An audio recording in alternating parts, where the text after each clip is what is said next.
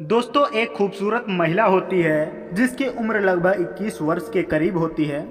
वह अपने कमरे में सोई हुई होती है। रात के 11 से 12 बजते हैं, तभी एक लड़का जाता है उसके कमरे में, जिसकी उम्र 18 से 19 वर्ष होती है। वह लड़का पहुंचता है। पहुंचने के बाद गेट लॉक करता है। लॉक करने के बाद उस महिला के साथ संबंध बनाना शुरू करता है। जब महिला की आंखें खुलती हैं, जब महिला जागती है, तो जब अपने ऊपर उसे देखती है तो उसके पैरों तले जमीन खिसक जाती है। वह कहती है, तुम क्या कर रहे हो? तभी वह लड़का कहता है कि जो होना था वह हो गया है। शोर मचाने से क्या होता है, प्लीज अब इसे हो जाने दो। उसके बाद जो भी है वह हम करेंगे। दोस्तों, आखिरकार वह महिला उसके रिश्ते में कौन लगती थी जो इस प्रकार कह रही थी? और लड़का ने उस महिला के साथ वो काम किया जो उसे नहीं करना चाहिए था। जिली एंट के परवाह ना करते हुए और ऐसा कदम उठा देते हैं। दोस्तों, यह कहानी जो सुना रहा हूँ यह हकीकत है। दोस्तों, यह कहानी है उत्तराखंड का एक शहर है जिसका नाम देहरादून की है। दोस्तों नमस्कार, प्रणाम, मैं हूँ सीएल। स्वागत करता हूँ आप सभी लोगों का अपने इस चैनल में। अगर आप लोग यह कहानी सुनेंगे तो आपके पैरों तले ज़मीन खिसक जाएगी कि आखिरकार लोग रिश्ते को तार तार कर देते हैं। उत्तराखंड का जिला देहरादून की कहानी है।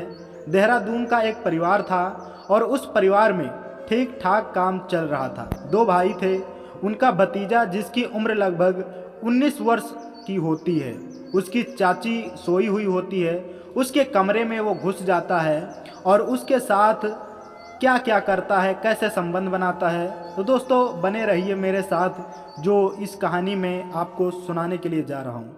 बस आपसे एक छोटी सी रिक्वेस्ट है, अगर आप हमारे चैनल पर नए हैं तो चैनल को सब्सक्राइब करें, वीडियो को लाइक करें। दोस्तों, जो देहरादून का जो परिवार था जिसका नाम था रामवीर ठीक ठाक एक सरकारी टीचर थे और इनके एक लड़का था जिसका नाम था रमेश पढ़ा लिखा था, ग्रेजुएशन कर चुका था और ग्रेजुएशन करने के बाद यह दुबई नौकरी करने के लिए चला जाता है और ये इंजीनियरिंग के पद पर काम करता था। और इसकी शादी वाले जब आने लगते हैं तो उसके पिता जो रामवीर होते हैं, रमेश को घर पर बुला लेते हैं। घर पर बुलाने के बाद और उसके रिश्ते आने लगते हैं, क्योंकि 1-2 महीने की छुट्टी लेकर के आता था। तभी उसी जिला का रहने वाला एक और परिवार जिसका नाम था लाला राम, वह सरकारी जॉब करते थे और उनकी एक बेटी थी जिसका नाम था मधु की उम्र लगभग 21 के करीब होती है और 21, 18, 20 ये समथिंग उसकी उम्र होगी।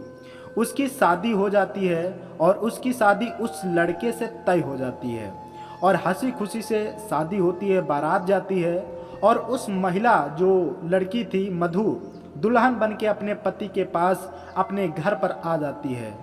जब दोस्तों घर पर आ जाती है, आने के बाद रमेश और मधु बड़े प्यार से रहते थे। लेकिन लड़का जो था बहुत सुंदर था, जिसकी उम्र लगभग 23 के और 24 वर्ष की समथिंग होगी। उस महिला की उम्र लगभग 21 के करीब होती है। बड़ा प्यार था। लेकिन वह लड़का जो था दुबई में नौकरी करता था, इंजीनियरिंग की नौकरी करता था, अच्छा पैसा उठाता था, कमाता था। 1-2 साल में घर पर आ जाता था। लेकिन उस समय अपनी पत्नी को ना ले जाकर अकेले चला जाता था।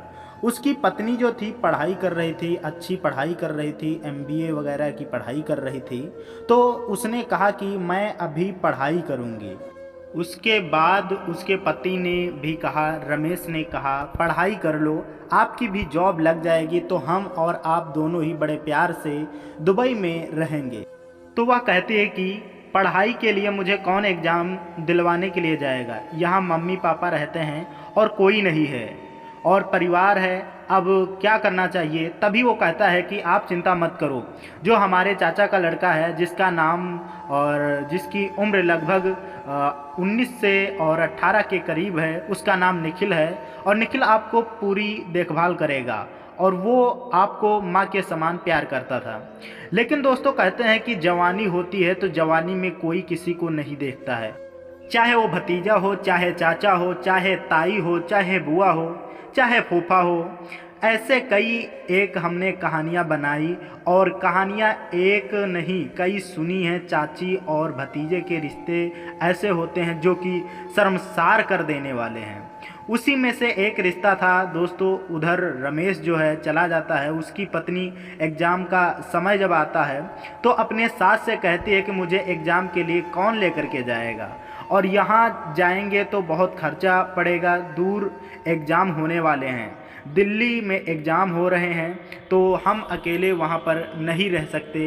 तभी उसकी जो सासू माँ होती है वो कहती है कि आप चिंता मत करो, निखिल को हम तुम्हारे साथ भेज देंगे, निखिल तुम्हारे साथ रहेगा, जो तुम्हारे एग्ज़ाम होंगे वो एग्ज़ाम पूरे दिलवाएगा।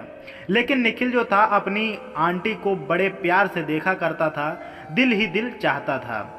उस लड़के की उम्र लगभग 19 के करीब होती है। उसकी जो आंटी थी उसकी उम्र लगभग 21 के करीब थी। वो बहुत सुंदर थी और वो लड़का भी यंग था। मालूम पड़ता था लड़के की उम्र 22 वर्ष है, लेकिन वो भी बहुत सुंदर था लड़का, और वो महिला भी बहुत सुंदर थी। दोस्तों वह लड़का लेकिन यह सोचता था और दिल ही दिल चाहता था कि आंटी ऐसी ही मुझे पत्नी मिले तो हमारी ज़िंदगी संभल जाएगी। दोस्तों जब यह तैयारी करते हैं और उसकी सासू कहती है कि निखिल को बुलाकर, बेटा तुम अपनी आंटी के साथ चले जाओ और लगभग 10 से 15 दिन लगेंगे और आप वहाँ एग्ज़ाम दिलवा लाओ, अकेली कैसी रहेगी, कैसे बनाएगी खाना, और इसके साथ चले जाओ। तो निखिल बड़ा खुश होता है और कहता है कि आप चिंता मत करो। लेकिन उसकी आंटी जो भी थी वो, क्योंकि उसका पति चला गया था, लगभग 7-8 महीने हो गए थे, तो वो भी पति से वंचित थी और वो भी जवानी में चकनाचूर थी। लेकिन वो रिश्ते कहते हैं कि समय पर सब टूट जाते हैं। तब उसे लेकर के वो दिल्ली चली जाती है और जा कर के आनंद विहार में एक रूम ले लेते हैं। रूम लेने के बाद वो एग्ज़ाम देते हैं, पढ़ाई करते थे। पढ़ाई करने के बाद और एग्ज़ाम देते थे, बीच बीच में छुट्टी 2-2 3-3 दिन की हो जाती थी और इधर उधर वो घूमा करते थे, पार्कों में बैठते थे। लेकिन एक दिन जब एक पार्क में जाते हैं तो वहाँ देखते हैं कि ज़्यादातर कपल होते हैं और अपने प्रेमिका को लेकर के साथ आते हैं और मौज मस्ती खुलेआम करते हैं।